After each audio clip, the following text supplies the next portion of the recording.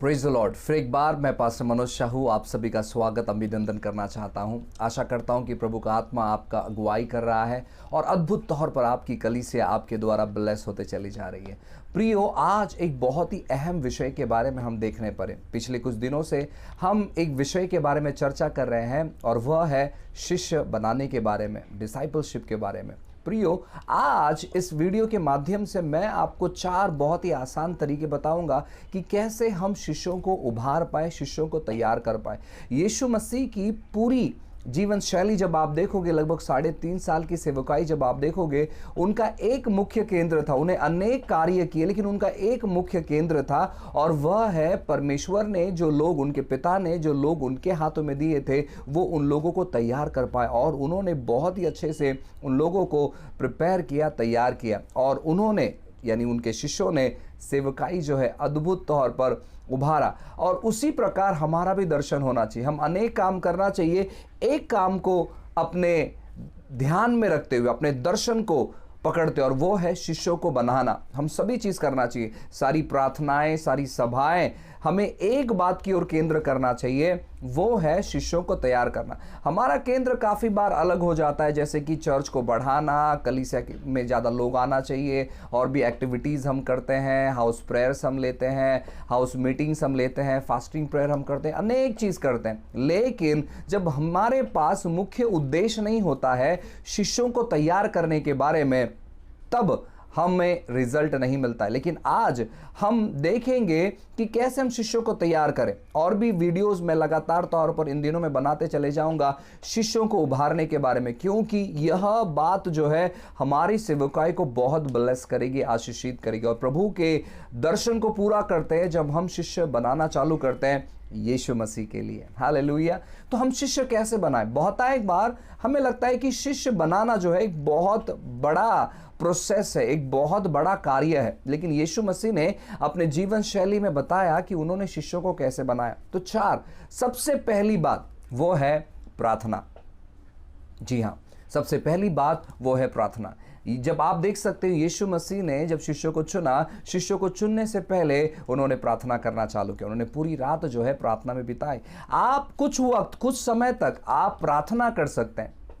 क्या प्रार्थना कर सकते हैं? प्रभु आप मेरा मार्गदर्शन करें लोगों का चुनाव करने के लिए। प्रभु आप मेरा मार्गदर्शन करें लोगों को सिखाने के लिए। आप प्रार्थना करें, आपके दिमाग में एक चीज रहे कि आप शिष्य तैयार करने वाले व्यक्ति हो, आपको शिष्य बनाना है प्रभु यीशु मसीह के लिए, और आप उसी के रिलेटेड जो है आप प्रार्थना करें और पवित्र आत्मा आपका मार्गदर्शन करेगा किस प्रकार आप प्रार्थना करें। तो कुछ समय आप प्रार्थना में बिताए कि प्रभु मुझे बुद्धि दे, मुझे ज्ञान दे लोगों का चुनाव करने के लिए। और जब आप प्रार्थना करेंगे तो परमेश्वर जरूर आपका सहायता मदद करेगा। जब आप प्रार्थना करते हैं तब परमेश्वर कार्य करना चालू करते हैं। जब आप प्रार्थना करते हैं तो परमेश्वर आपको मदद करते हैं चुनाव करने के लिए। इसीलिए आप क्या करें? आप प्रार्थना करना चालू करें शिष्य बनाने के लिए। सबसे पहला बात है। दूसरी बात, जब आप प्रार्थना कर चुके, यीशु मसीह ने पूरी रात प्रार्थना की और उन्होंने चुना 12 चेलों को। आपको चुनाव करना है। काफी बार हम चेले बनाते हैं, ऐसे हमें लगता है कि नहीं, मैं चेलों के बारे में सिखाता हूं चर्च में। आप कहां पर सिखाते हैं? चर्च में। आप कहां पर सिखाते हैं? भीड़ में। लेकिन यीशु मसीह ने ऐसा नहीं किया। यीशु मसीह ने भीड़ में से 12 लोगों को चुना। आपको आपके लोगों में चुनाव करना है। जैसे कि आपके पास अगर चर्च में 100 लोग हैं तो आप उन 100 लोगों में से कितने लोगों को चुनाव करते हैं? जरूरी नहीं कि आप 12 लोग को चुने। आप हो सकता है कि 100 लोगों में 5 लोग आप चुनोगे, 100 लोगों में 10 लोग आप चुनोगे, 100 लोगों में 20 लोग आप चुनोगे। आप चुनाव करें, ऐसे लोगों का चुनाव करें जिस पर आप अपने जीवन को उंडेलने पर हो। ऐसे लोगों को चुनाव करें। अब ये मत सोचे कि नहीं कोई भी परफेक्ट नहीं है। मैं आपसे कहना चाहता हूं हम भी परफेक्ट नहीं, कोई परफेक्ट नहीं है। यीशु मसीह ने जो लोगों को चुना उनमें भी बहुत सारे गलतियां थी। किसमें? लोगों में बहुत सारी गलतियां थी। आप जानते हो पतरस के बारे में, आप जानते हो यहूदा इस्करियोत के बारे में, और भी बहुत सारी छोटी छोटी गलतियां वो करते थे। आप जिन लोगों का चुनाव करोगे, मैं आपसे कहना चाहता हूं वो भी बहुत सारे मिस्टेक्स करेंगे। तो आप उन चीजों के पीछे ना जाए। हम आने वाले वीडियो में उन सारी बातों के बारे में हम बात करेंगे, लेकिन इस वीडियो में हम आपको यह बताने पर कि आप चेलों को कैसे उभारें। सबसे पहले तो आप प्रार्थना करें और दूसरा जो है चुनाव करें। और जब आप उन लोगों का चुनाव करोगे, आप उन लोगों का चुनाव करने के बाद आपको तीसरी जो बात करनी है वो है उनके साथ संगति करें।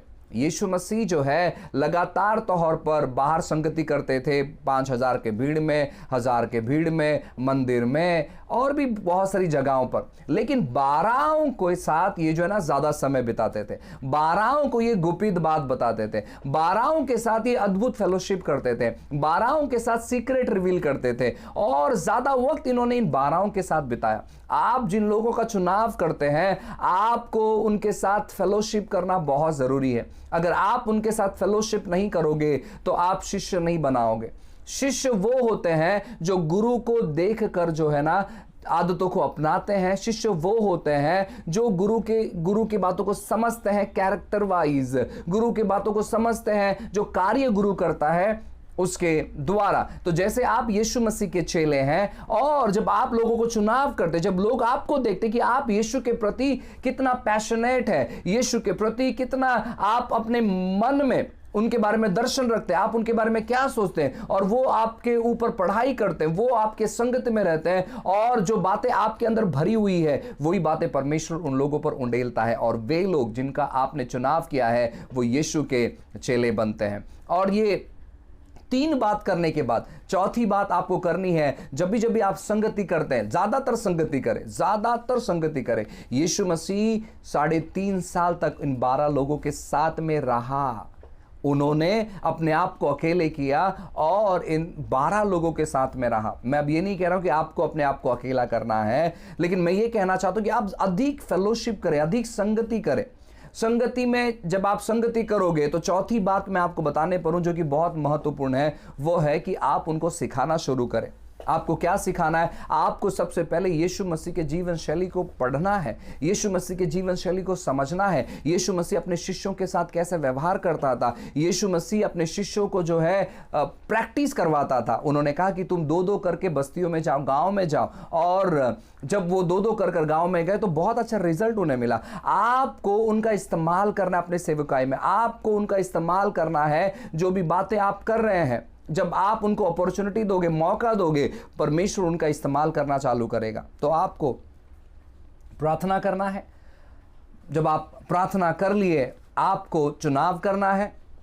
आपको चुनाव जब आपने कर लिया, आपको संगति करना है और उस संगति में आपको सिखाना चालू करना है। और जैसे आप यीशु मसीह के शिष्यों के बारे में सिखाओगे, यीशु मसीह के प्रेम के बारे में सिखाओगे, सेवा के बारे में सिखाओगे, तो वो बातें वे जानने पाएंगे। और मैं वापस कहना चाहता हूं, चेलों को भीड़ में मत सिखाओ।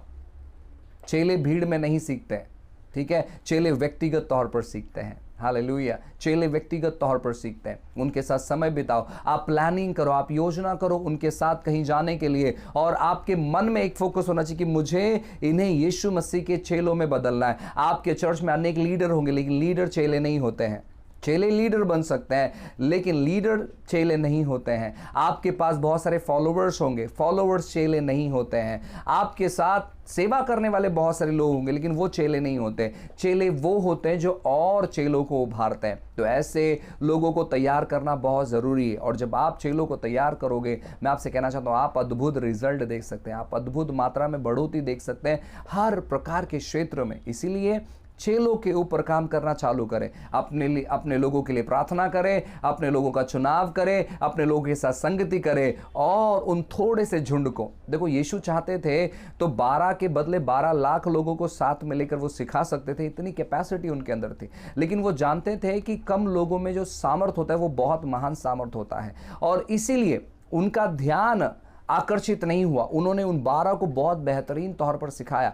आप अपने लिए चुनाव करें, 5, 10, 15, 20 जितनी आपकी कैपेसिटी है, आप उतने लोग का चुनाव करें। हर हफ्ते, हर 4 दिन के बाद, हर 15 दिन के बाद आप उन्हें इकट्ठा मिले, 2 घंटा, 4 घंटा, 6 घंटा उनके साथ बिताएं, उनके साथ डिस्कस करें, उनके साथ परमेश्वर की योजना बांटे, और देखें परमेश्वर किस प्रकार उन लोगों को पैशनेट बनाता है, किस प्रकार उन लोगों को सेवकाई के प्रति उनके अंदर दिलचस्पी आती, किस प्रकार वे लोग परमेश्वर के लिए तैयार हो जाते हैं, प्रभु के लिए अद्भुत काम करने के लिए तैयार हो जाते हैं। ये एकाएक नहीं होगा, यानी आपने प्रार्थना किया, आपने चुनाव किया, आपने संगति किया और आपने उनको सिखाया, एकाएक नहीं होगा, थोड़ा समय लगेगा। आप कुछ महीनों तक मिलते रहे, कुछ साल तक मिलते रहे। यीशु मसीह ने 3 साल लगाए, उनके साथ लगातार तौर पर वो मिलते रहे और फिर भी वो मिस्टेक करते रहे। यीशु मसीह नाव में सोया है और ये लोग आंधी तूफान शांत नहीं कर सके। यीशु मसीह के पास एक पिता आता है और कहता है कि देखो आपके चेलों ने मेरे बेटे को चंगा नहीं कर पाए। ऐसे बहुत सारे छोटे छोटे कंप्लेन, छोटे छोटे तकरार आपके पास आएंगे,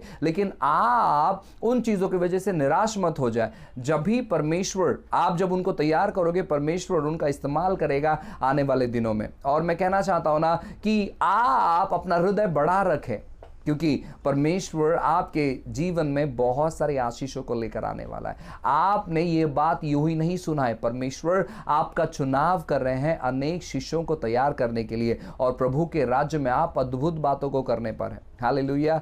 आइए मैं आपके लिए प्रार्थना करना चाहूँगा। परमेश्वर, हम धन्यवाद देते हैं जो लोग इस समय हमें देख रहे हैं, जो पासबान, जो सेवक इस समय हमें देख रहे हैं प्रभु जी, जो भी निराशा, जो भी तनाव में प्रभु, या जो लोग छोड़कर चले गए हैं, जो लीडर्स छोड़कर चले गए हैं प्रभु जी, ये जिस प्रकार के दुख में है, परेशानी में, यीशु मसीह के नाम से उन सारी निराशाओं को, तनाव को यीशु के नाम से चले जाने की आज्ञा करता हूँ प्रभु। इस समय आपके महान और अद्भुत कार्यों को प्रभु उनके जीवन में कहते हैं परमेश्वर राजा, आपकी कृपा, दया, भलाई प्रभु उनके जीवन में कहते राजा। लगने वाली सारी आवश्यकताओं को प्रभु जी आपने पूरा किया, इसलिए हम धन्यवाद देते राजा। यीशु मसीह के नाम से प्रभु जी आपकी अच्छी भली बातें प्रभु उनके जीवन में कहते हैं प्रभु। आप अपने दर्शन के द्वारा बातें करें प्रभु जी, इन्हें मार्गदर्शन करें व्यक्तिगत तौर पर कि अगुओं को कैसे तैयार करें, अगुओं को कैसे सिखाए। और प्रभु जी आपने अनुग्रह किया, धन्यवाद देते हैं, महान महिमा आपको देते हैं। प्रार्थना यीशु के नाम से मांगते हैं, amen amen. God bless you. प्रभु आपको अद्भुत तौर पर आशीष करें। God bless you.